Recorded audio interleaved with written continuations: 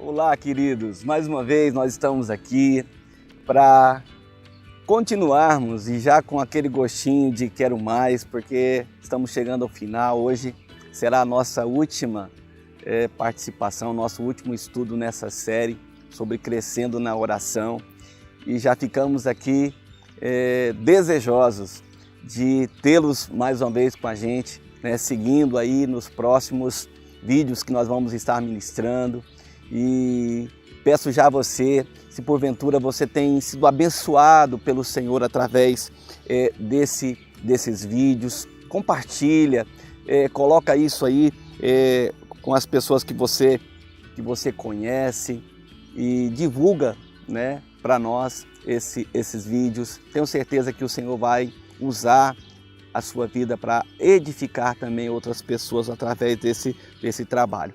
Hoje, o que nós vamos estar falando aqui, terminando então essa série que a gente está falando sobre oração, é de algumas ideias, exemplos, algumas situações que a gente envolve no dia a dia a respeito da oração.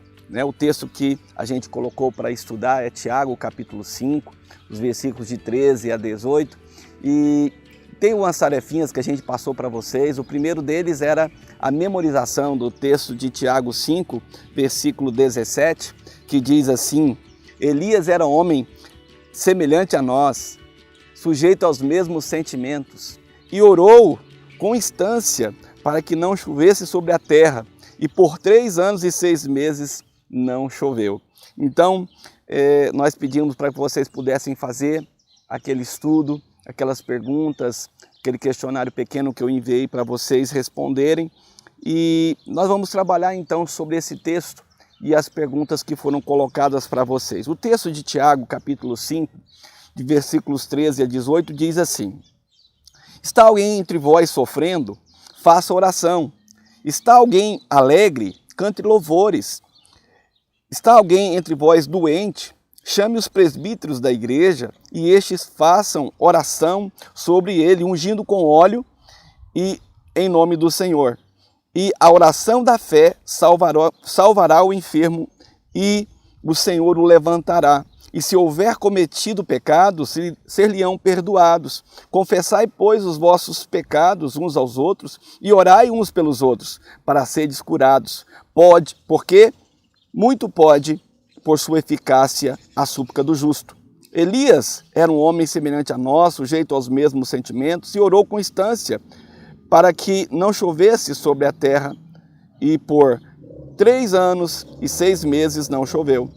E orou novamente, e o céu deu chuva, e a terra fez germinar os seus frutos. A primeira pergunta, indagação que nós colocamos ali no questionário para vocês, é o que nós podemos entender do contexto dessa passagem que Tiago coloca para nós. Por exemplo, os versículos 7 a 11 falam da importância e da necessidade que nós temos de ter paciência. Paciência é uma marca muito importante na vida de todo cristão, meus amados. Isso pode ter muito a ver com os tipos de oração que foram relatados aqui nos versos de 13 a 8. E o versículo 12 também é importante nesse contexto, porque ele começa com uma frase acima de tudo. Acima de tudo, Tiago, ele não está condenando aquela questão do juramento solene, sobre como as pessoas fazem, porque há muitos textos da palavra de Deus, que há essa afirmação diante de uma fala que nós queremos fazer e afirmar que aquilo é verdade. Só que a gente não deve usar isso de qualquer maneira, de uma forma leviana, de qualquer maneira, seja o nome de Deus, seja as coisas sagradas. A gente precisa ter mais respeito. É isso que o apóstolo Tiago está chamando a atenção. E termina o texto aí falando também, que Paulo, nos versículos 13 a 18, indica que devemos orar diante das dificuldades. E os versículos 19 e 20 indicam que devemos nos preocupar não só com as nossas dificuldades, quando nós estivermos orando, que a gente possa lembrar também de outras pessoas que estão à nossa volta e que precisam também de oração. A segunda questão que é colocada aí diz assim: no versículo 13, A Bíblia Vida Nova tem uma nota que diz alegre, não é? A expressão alegre, que no grego quer dizer eu tomei, ou eu tomei. Só é usada aqui e em Atos, capítulo 24, 10 e 27, 25, onde se fala do bom ânimo de Paulo em face da adversidade. O que isso acrescenta no nosso entendimento sobre a questão da nossa vida de oração? Interessante aqui, queridos, é que a alegria em face da adversidade dá uma perspectiva diferente para nós quanto à questão dos louvores que aparecem no final desse texto. A terceira coisa é que existe alguma relação entre o versículo 13 de Tiago e também os versículos capítulo 1, os versículos de 2 a 5, qual que a gente vê a relação? Parece que Tiago ele começa esse texto, né, a carta, ali no primeiro capítulo, falando dessas provas que fazem entender quem são os verdadeiros cristãos, e ele termina também o seu texto aqui no capítulo 5, também fazendo menção disso, da importância do teste para saber quem participa, qual é a religião de fato pura que devemos seguir. Por fim, Tiago indica no versículo 14 que devemos chamar os presbíteros da igreja. Por que ele indica isso? Primeiro, porque os presbíteros, eles são a liderança da igreja. Então pressupõe que a liderança da igreja tem a autoridade ao orar por alguém. E não só autoridade, queridos, mas também discernimento, sabedoria, mais capacidade para orar para alguém que está enfrentando uma situação complicada e ter discernimento, às vezes, de alguma situação que se coloque naquela situação que uma pessoa talvez neófita não teria a habilidade. E uma coisa interessante que aparece também é que a palavra presbíteros aparece em plural, ou seja, uma coisa interessante, falando de oração aqui do texto, é que se pressupõe a necessidade ou a importância de orarmos em equipe, de ter mais, vai orar com alguém, chame mais uma pessoa, porque quando nós estamos com mais pessoas em oração, nós nos protegemos, né? Nós aumentamos a nossa fé. Então é uma coisa interessante, até falando de discernimento, né? Que às vezes pode ajudar o outro no momento da oração, não é? Então, além disso, tivemos a tarefa da leitura do capítulo 12 do livro da Hope McDonald, então como tarefa. Então esse é o último capítulo do livro. Eu sei que assim como eu, você deve ter sido muito abençoado com a leitura desse livro. E aqui no capítulo 12, a Hope McDonald ela vai colocar algumas situações do dia a dia, que nos ajuda a entender como lidar com a oração e o que fazer, de que maneira orar. Então nós não vamos ter todas as situações, mas ela relata algumas situações aqui interessantes do dia a dia que pode te ajudar no que diz respeito à oração. Então o que ela começa a dizer? A primeira coisa que ela fala é sobre a oração pelos enfermos. E ela dá o exemplo da mãe dela, não é? Uma mulher ativa, que no final da sua vida foi acometida com enfermidade, parou numa cama, e através desta enfermidade e a colocar numa cama, ela foi acometida com muita irritabilidade, ela ficou muito nervosa, né, irritadiça, e com isso agressiva no falar, inclusive com o próprio marido, pelo qual ela permaneceu carinhosamente, vivendo com ele 47 anos de casadas, como a própria filha falando, como namorados, e agora ela o maltratava por causa da situação da enfermidade. Então as filhas se unem, ela e a sua irmã, né? Elas se unem para orar pela mãe, clamando a Deus para que a paz voltasse ao coração dela, para que ela pudesse experimentar novamente a paz, e algo milagroso acontece, né? Deus opera, Deus traz de volta. Ela mesmo diz assim, não era correto, não era bom ver uma pessoa que viveu toda a sua vida de forma amável, terminar a sua vida daquela maneira. E Deus ouviu a oração e elas viram né, como testemunha até mesmo das enfermeiras de que Deus havia feito grandes coisas e ela tinha sido transformada, né, pela glória de Deus. Ela se tornou uma pessoa amável novamente, cheia de paz e cheia de palavras de carinho. Então, uma outra coisa que ela coloca é a oração de cura completa.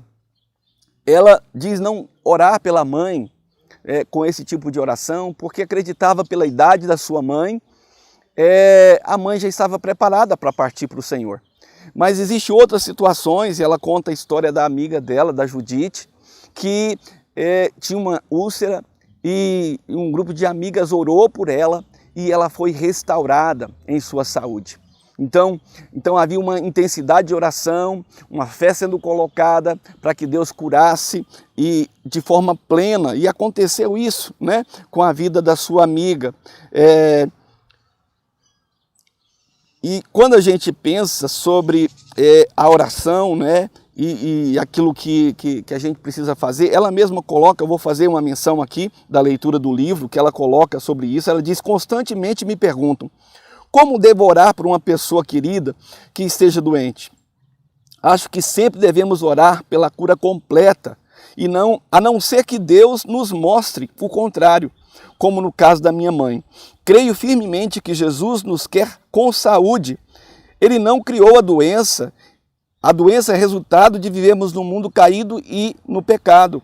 O fato de Jesus ter passado 90% do seu ministério curando pessoas demonstra que ele não nos quer doentes, e sim com saúde. E ele nos dá, como crentes, o privilégio de orar pela cura uns dos outros. Então, por que algumas pessoas são curadas e outras pessoas não são curadas? Essa pergunta, ela sempre aparece, né? A gente nunca entende, né? Nós oramos com algumas pessoas, elas são curadas, oramos com outras pessoas, não são curadas. Deus restaura uns, Deus não restaura outros. A gente não tem a resposta para dar sobre isso. Mas uma coisa que a gente precisa entender sobre essa questão é que nós temos que obedecer o Senhor segundo a palavra. Como cristão, nós temos que orar, nós temos que interceder pelos enfermos, nós temos que orar pela vida dos enfermos. Ela mesma vai colocar aqui uma questão sobre uma pessoa que teve uma experiência e não quis mais orar pelos doentes, não acreditava mais na possibilidade da cura através da oração pelos enfermos.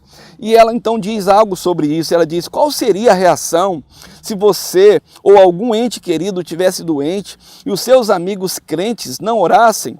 Se eles dissessem: não vale a pena, o que tiver de ser vai ser.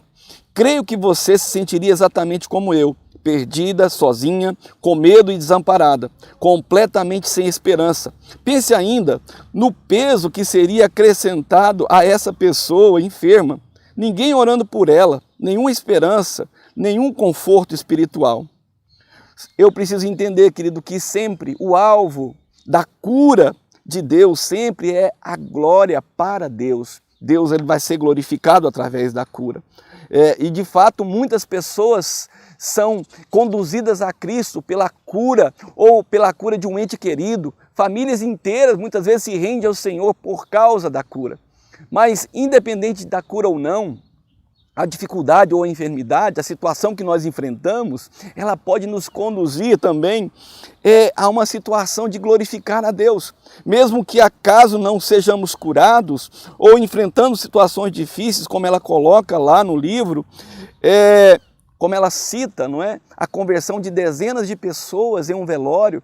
Então eu preciso entender que mesmo vivendo às vezes em umas dificuldades, ainda assim Deus pode ser glorificado na minha vida, através da minha dificuldade, da forma que eu me porto, né, diante das dificuldades. Eu posso glorificar a Deus, eu posso continuar exaltando o nome de Deus. A nossa missão é de sermos obedientes à palavra de Deus, ao seu exemplo, e de acordo com a sua ordem, orarmos uns pelos outros quando estivermos doentes. Devemos orar pela cura completa e a não ser que Deus mostre o contrário. Algumas sugestões práticas que ela deixa aqui para que a gente faça quando a gente for orar pelo enfermo. Primeiro, eu e você precisa lembrar e entender que quem vai curar é o Senhor. Nós não temos poder, querido, para curar a vida de ninguém. Então quem vai curar, quem vai estar curando é o Senhor. Segunda coisa, quando você for orar por alguém, é bom levar junto com você outras pessoas. Não vá sozinho. Principalmente pessoas que têm a fé para estar somando com você a oração. Terceira, antes de orar, não deixe de pedir a direção de Deus para aquele momento, para aquela situação, para que Deus lhe dê sabedoria de como orar corretamente. Quarto, procure saber se a pessoa, se ela não estiver inconsciente, se há alguma coisa na vida dela que possa impedir a oração. Seja mágoa, ressentimento, ou até mesmo tem pessoas que se apegam à enfermidade e não querem se livrar dela. Então, procure saber, e se essa pessoa tem um tempo para ela meditar e saber se existe essa dificuldade, você possa orar especificamente. 5, leia algumas passagens bíblicas de cura, conte alguma história de pessoas que foram curadas. Isso pode ser muito útil, tanto para a pessoa ser revigorada na fé, como você mesmo crer naquilo que você vai orar. E por fim, desafie a pessoa a crer na cura, a crer que Deus pode curá-la e ore com fé para que a cura aconteça. Então, ela vai falar sobre a importância da oração pelos filhos, nós que somos pais, você que vai ser pai, mãe. Então, temos que orar pelos nossos filhos, orar pela proteção, pelo cuidado, para que haja sensibilidade do Espírito Santo, orar para que Deus providencie pessoas certas para aqueles que vão se casar ainda, para que Deus abra a porta, para que Deus proteja, para que Deus possa abençoar a vida dos nossos filhos em tudo, não só financeiramente, profissionalmente, mas no caminho com Deus, naquilo que Deus tem para eles e nos propósitos de Deus. Ora pela sua casa, intercede pela sua casa, unja as portas da sua casa, os cômodos da sua casa. Se você muda, chama o pessoal da igreja para ir para a sua casa, para ungir, para abençoar e até mesmo para trazer proteção, guardar a sua casa de pessoas que vão visitar. A gente não sabe, meus amados irmãos, quem são as pessoas que visitam a nossa casa, o que elas trazem consigo ali, os sentimentos e pensamentos. Então, que a nossa casa seja um lugar de bênção. E não só para nós que ali vivemos, mas para aqueles que adentram ali, que cada pessoa que coloque o pé dentro da sua casa seja uma pessoa abençoada pelo poder de Deus, à medida que você ora. E ela vai terminar o livro com as seguintes palavras. Lembre-se sempre, a leitura da palavra de Deus e a oração devem sempre estarem juntas. Não há forma de separar a oração da palavra de Deus. Enquanto oramos, quando nós oramos que o nome de Jesus é glorificado. É quando oramos que a vida adquire um novo propósito e significado. É quando oramos que vemos as pessoas se chegarem a Jesus. É quando oramos que o poder de Deus é conhecido por nós e pelo mundo. Tudo que Deus preparou, queridos, para nós, será através da oração. Não existe outro caminho. A tragédia na vida de uma pessoa não é ela não ter resposta à sua oração. A tragédia é ela não orar, ela não fazer nenhuma oração. Como o texto de Filipenses que diz, alegrai-vos sempre no Senhor. Outra vez vos digo, alegrai-vos, não andeis ansiosos com coisa alguma, em tudo, porém, sejam conhecidas diante de Deus em vossas petições, pela oração e pela súplica, com ações de graça. E a paz de Deus, que excede todo o entendimento, guardará os vossos corações e as vossas mentes em Cristo Jesus. Quem acompanhou a gente até aqui, eu quero terminar os nossos estudos aqui sobre oração, fazendo um pequeno devocional, falando da necessidade e importância de perseverarmos, continuarmos perseverando na nossa vida de oração. Devemos perseverar, querido, em nossas orações. Enquanto nós perseveramos, nós devemos pedir a Deus que Ele nos mostre os seus propósitos. Eu preciso entender qual é o propósito de Deus, como diz lá em Gênesis 18, 17, quando diz o Senhor, ocultarei a Abraão o que estou para fazer. Isso aqui tem a ver com o episódio da destruição de Sodoma e Gomorra. Então o Senhor já ia destruir, e quando ele estava indo para destruir Sodoma e Gomorra, ele faz uma questão de dizer, você Você imagina o que Deus está dizendo? Eu vou ocultar a Abraão o que eu vou fazer? Deus ia destruir e ele mostrou para Abraão antes. Ele apresentou para Abraão aquilo que ele ia fazer, o seu propósito. Imagina se Deus faz isso comigo, com você, assim como ele fez com Abraão. Ele apresenta para você, para mim, os seus propósitos. Enquanto nós estamos orando e Deus fala, olha, sabe por que disso, sabe por que daquilo. Deus ele vai trazer para nós a revelação, né? Como está lá em João capítulo 5, versículo 19 e 20, Jesus mesmo diz, então lhes falou Jesus, em verdade vos digo, que o Filho nada pode fazer de si mesmo, senão somente aquilo que vir o Pai fazer. Porque tudo o que este fizer, o Filho semelhantemente o faz, porque o Pai o ama e lhe mostra tudo o que ele faz, e maiores obras do que essa lhe mostrará, para que vos maravilheis. Uma das características de verdadeiros filhos de Deus, queridos, é que eles enxergam os propósitos divinos na sua vida.